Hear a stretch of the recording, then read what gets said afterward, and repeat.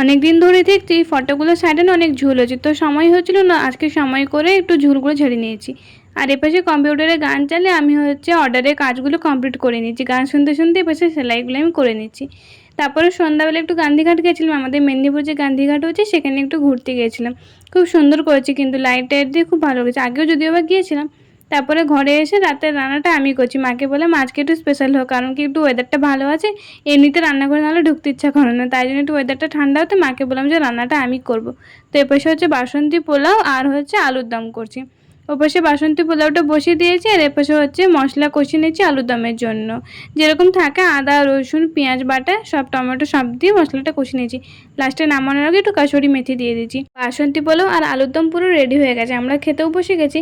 প্রথম দিকে একটু ঘাঁটা ঘাঁটা লাগছিল, পরে কিন্তু হাওয়া পেতে দেখলাম পুরো ঝুরঝুরাই হয়ে গেছে। একটু ঠান্ডা ঠান্ডা বৃষ্টি পড়ছে, তো ওয়েদারে বাসন্তী পোলাও আলুর দমটা কিন্তু জমে গেছে পুরো।